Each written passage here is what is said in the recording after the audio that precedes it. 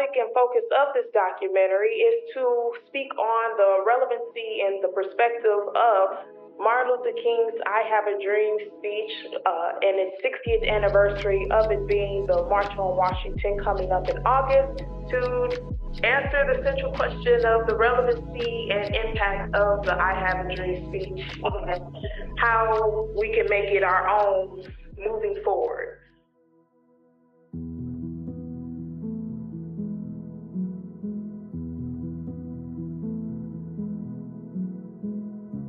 King offers a vision for a world in which we see each other's core humanity and are not limited by narrow understandings of who we are individually or collectively.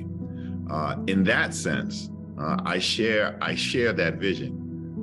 But King also is very clear that what he is laying out is in fact a vision of a society that doesn't exist. But he says the way to get to this colorblind society, the way to get to a society in which we see each other's core humanity, is to engage in color conscious policies. In other words, not to be blinded and pretend as though, although race is biologically meaningless, it is also socially meaningful and culturally relevant. And so I certainly aspire to the vision, but I also subscribe to the reality that King lays out in I Have a Dream, saying we have to pay attention to who we are in the moment and build from there. So Dr. Martin Luther King's dream has affected my mindset and how I live by just knowing that he always wanted peace. And I tell people that peace is always going to be the solution to everything. There's a quote by late great Shirley Chisholm. She said, if you keep whimpering and complaining on the sidelines, then work won't be able to happen in the process, because one thing that the system, they want us people of color to do is not to be educated on what's going on. And they think that we're going to just act out in violence because that's a stereotypical prototype that they put on us. So the peacemaker that Dr. Martin Luther King had left the foundation is very important for me, and that it has affected my livelihood, because knowing that, hey, I'm young and I'm Black and I'm female, such as you all on this call over here, that we have to know that the legacy that Dr. Martin Luther King left behind is for us to be educated and for us to be aware of the things that's going on in our society.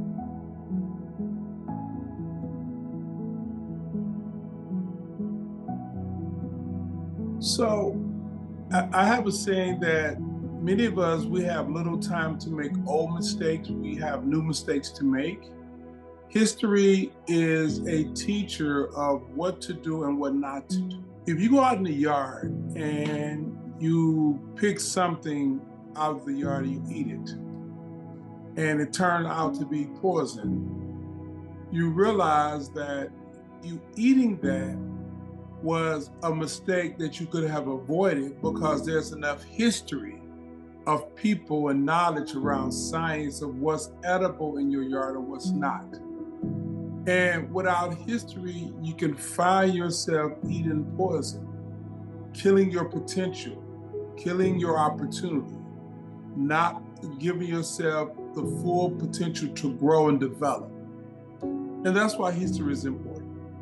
You know, I think we all need to know, but young people especially need to know about King's dream and how he articulates it. One, for those aspirational reasons, right? I mean, he lays out a goal. He lays out the I Have a Dream speech is laying out a vision for the future, where we should go, where we should get to. But he also lays out a blueprint for how to get there. And so one of the things he talks about in the I Have a Dream speech, that a part of the speech that too often is ignored, is he says that when people tell us, African Americans who are fighting for their basic civil rights and human rights, to be patient, he says, no, we can't be patient. We can't delay. There is a sense of urgency to secure these basic civil rights and human rights now, in part because all people are entitled to them and they're long overdue. And so this blueprint is important. because it is a call to action. And so it's wonderful to talk about the vision. It's wonderful to talk about the dream. It's wonderful to talk about the society that we are striving to create. But it's also important for young people, for children, to understand and know that there is a path to getting there. And that path requires action. That path requires activity. That path requires doing something about the conditions that exist today. We are our ancestors' wildest dreams. And our ancestor, of course, is Dr. Martin Luther King Jr. And for us being so young, I feel that it's very important that we know that we have leaders before us cultivating change in our society, and knowing that we did have hope for our future, and we still have hope for our future. And the things that we're going through today as young people, as seeing things on social media, as seeing things in our society, knowing that us as young people, if we have hope and if we have knowledge and if we are educated on our history, it's very important to fulfill that dream as a young person that Dr. Martin Luther King left behind. So also just to tie in that with young people, we sometimes feel that our voice doesn't matter. And sometimes we also feel that just because we have a voice, we don't have a voice, that we should have a voice. And it's very important that us young people should know that we should be a part of the decision-making process, and that not only being a part of the decision-making process, but we should also be able to talk to those elected officials, to talk to those counselors, and to also talk to our people in our own household about how we feel on a specific issue, or if we have an altercation at school with someone, if we need, just making sure that we know that our voice has merit.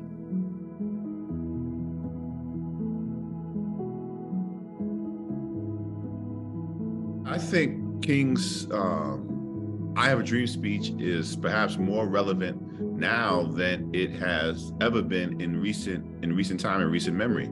A lot of people don't realize that King actually speaks to police violence and police brutality in the I Have a Dream speech.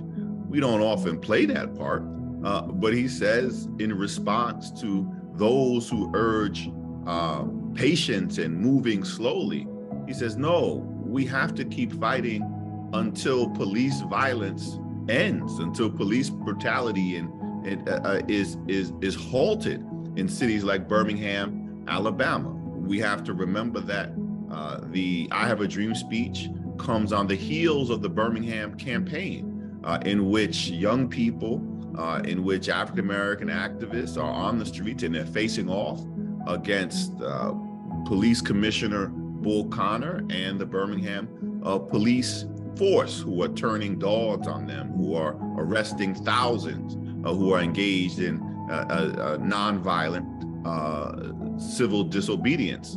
And so we could use a little bit of that now.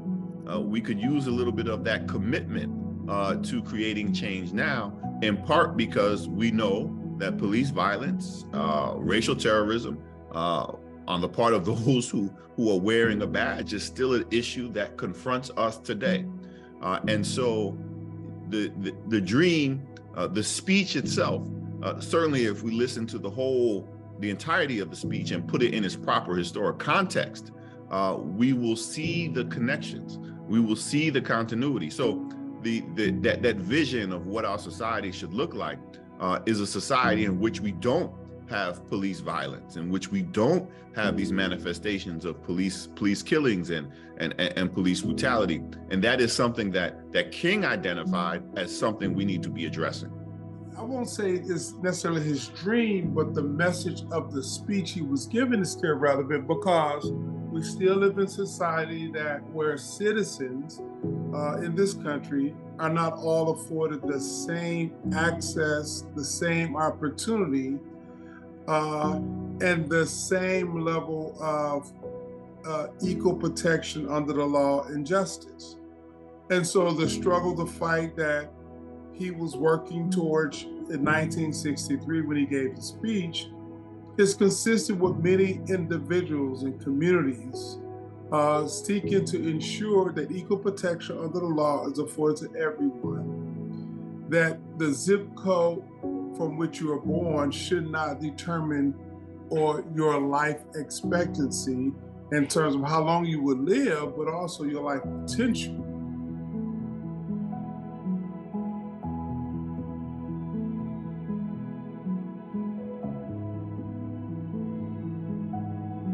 find your passion and pursue it relentlessly. Little Black kids who want to be engineers and dancers and artists and filmmakers and teachers and scientists. We can be our potential, and we can do the things that will move, not just change our society and community, but change the country and the world for the better. It's going to take young people to make this dream come true. Learn history, continue to study. You got to put yourself in a position so that you will be able individually to succeed, but then also create opportunities and opportunities for others who are alongside you. Develop critical thinking skills. Our work is never going to be done on this earth, but we still have to keep continuing to fight. We have to keep continuing to be that voice and be a catalyst for change.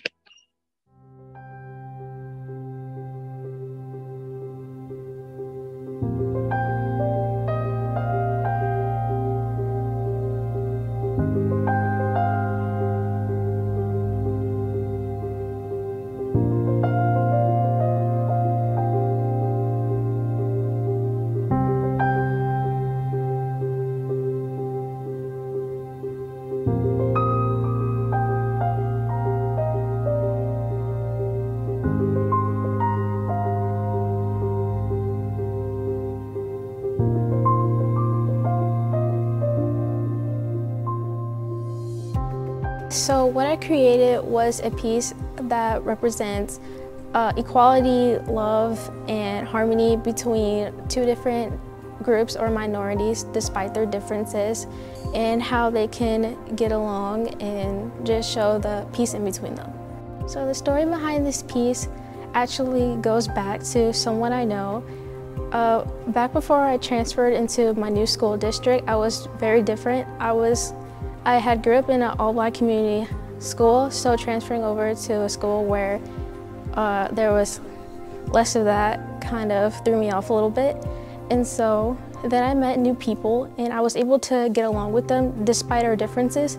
And even though I felt like the odd one out, they really made me feel like another person, and that I wasn't really too different from everyone.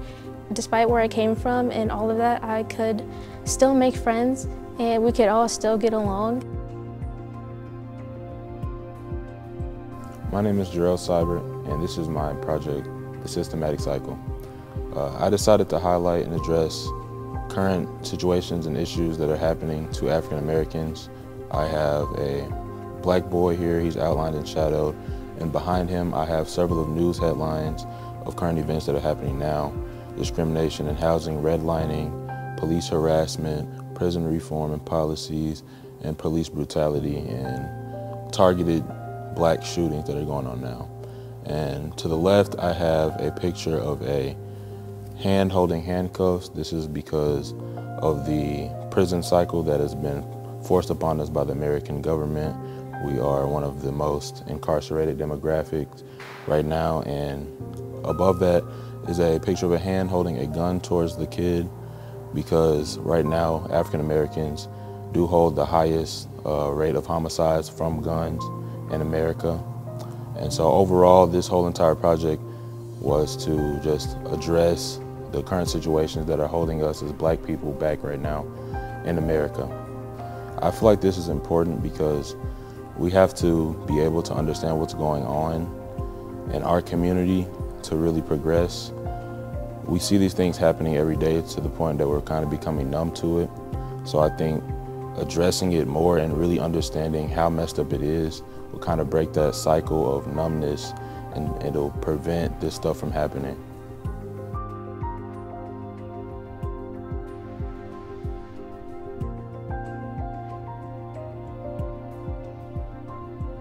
My name's Lily Collins. My name is Brianna Naidu. And the piece that we're working on is called Time. It is meant to symbolize the past, present, and future concerning slavery and the struggle for freedom for African Americans. And even to this day, at this point, just generally people who are in minorities. And the chains here are meant to represent the chains of slavery, and this is the past. You have the the walkway going upwards and progressively becoming more golden, which symbolizes the journey to the present, and this mirror, of course, represents the present. And then these gears that are at the top represent the future and how the future is just progressively going on. And this bottle right here with the message inside of it is the message from the past on its way through the present and to the future, just representing how we learn from our past.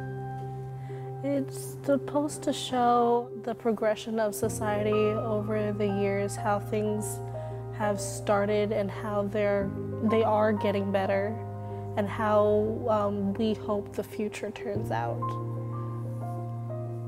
I have a dream that people can walk the streets without judging someone solely based off of how they look, or just, how they look for a start. I would like to see a future where you will be judging someone based on their character. Just as Martin Luther King said, I would prefer someone base someone off their character instead and their actions instead of how they look. I have a dream where we have a society that doesn't judge people based off of their background or their skin color, but rather their abilities and who they are as people.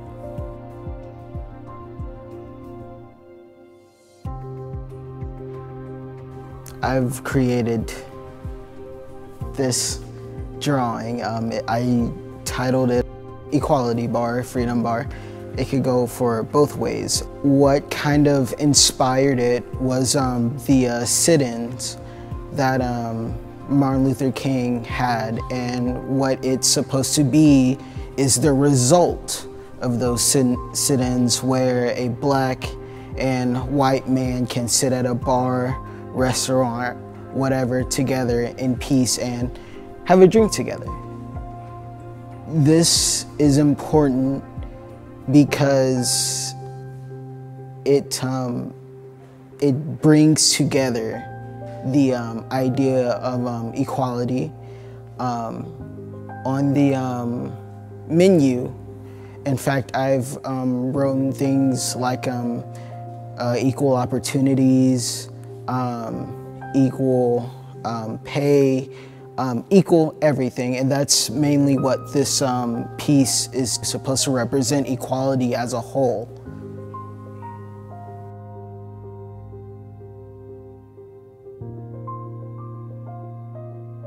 My name is Nyla Robinson, and this is my piece called Equality. The glass represents Black people breaking through the barrier to equality, and the flowers represent planting seeds into youth's minds about African culture. It's important because it represents strength and power in the Black community. I have a dream that we all just get along, because, well, it's stressful to not get along. I'm Jackie Moore, and the title of my piece is Freedom. Freedom basically represents keeping in contact with your history as you move forward towards freedom. So basically, the braids in my piece represent a part of history, which in slavery, they used braids as a pathway to escaping slavery. And the arrow in my piece represents using that history and moving on forward with what we have to fill in those missing pieces that we're working on now as we move on to this word freedom that we work so hard for. It's important because I feel like it speaks volume to what we're trying to do. And I feel like when we do learn about our history, it could help us kind of make sense of what is happening now. I have a dream that there will be equality for all, that we won't have to worry about having to walk down the street and think that we're a constant threat, to think that we could go in a store and not be framed for something, to go around without having constant stereotypes on our back or constant weight on our shoulders holding us down. It's a dream to be normal, to be human, to live.